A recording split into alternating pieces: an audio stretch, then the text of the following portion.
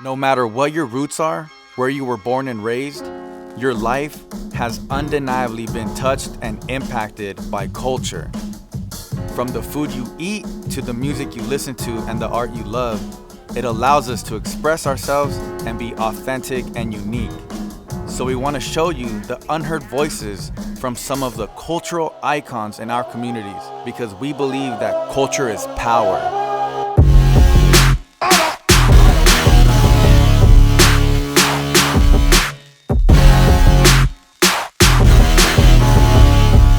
Welcome to the Bay Area, more specifically, the Mission District of San Francisco, home to the notorious Dolores Park. The Mission District is immersed in culture, cuisine, art, and music, from Carlos Santana to Mac Dre. San Francisco boasts some of the most celebrated artists in America.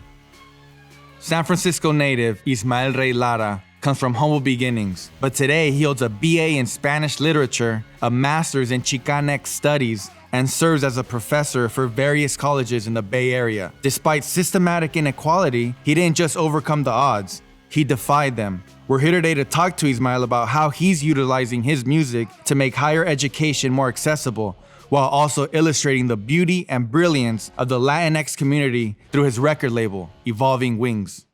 Ismael, well, thank you so much for being here. I know I met you briefly on the Zoom call on Stories that Defy Live. Congratulations on being one of the runners-up. First and foremost, thank you, brother, for having me here. I appreciate it. Many blessings. Salud. How'd you finally get into starting to write music? How'd you get into music? As a kid, I'm always been an emotional person. Yeah, same. Big imagination. And so for me, I'd always write on napkins, my thoughts, my feelings, kept a journal, kept a diary.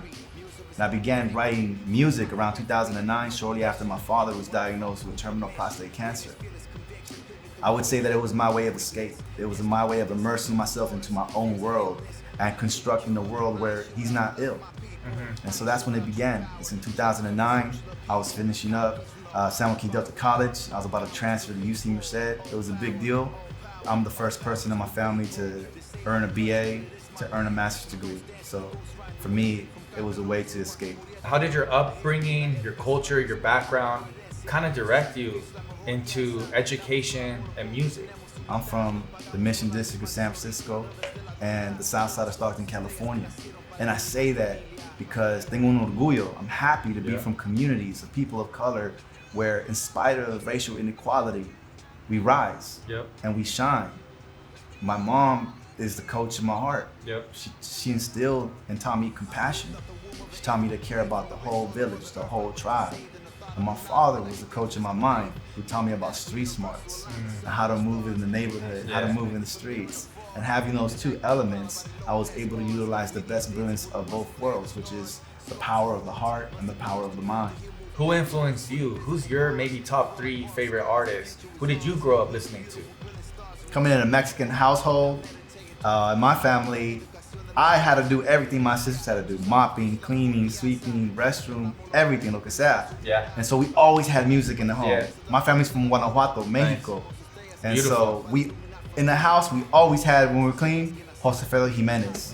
Love the mariachi strings. My mom's loved James Brown, her favorite song, Try Me, Otis Redding, Brentwood. I like and that. And so it went from Mac Dre to hip hop really fast.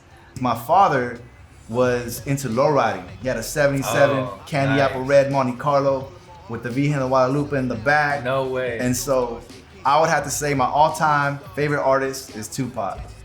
I think that it has to do with his storytelling. It has to do with him being a philosopher, being a great storyteller, and saying, hey, this is the world we live in today. What are we gonna do about it collectively?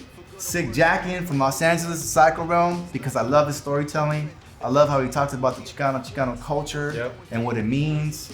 And then the last one, that's a tough one. I kind of want to give you a draw, but I'll answer the question. I'll say B-Real from Cypress Hill. Yeah, I love Cypress Hill.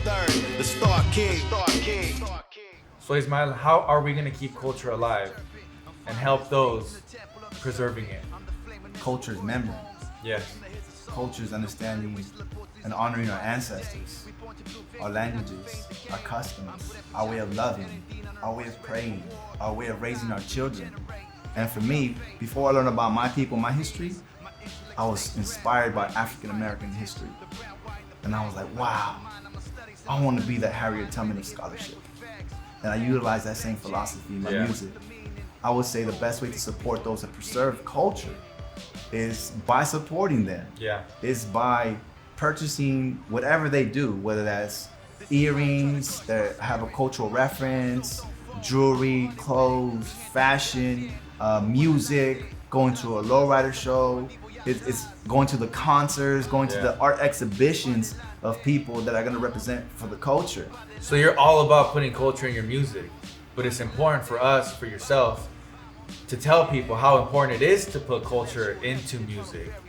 What would you tell somebody about their music and the importance of having that culture in it? When we think about the origins of hip hop, it's about culture.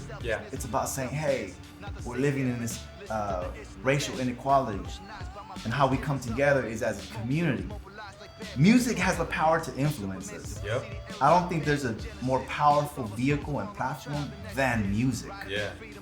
Music is an essential part of culture, and culture is power. I like that. Ismael, thank you so much, man. I appreciate you, brother. Yeah, of course, and it was so nice to meet you. Just intimate. They call my people immigrants. The nerve of these hypocrites.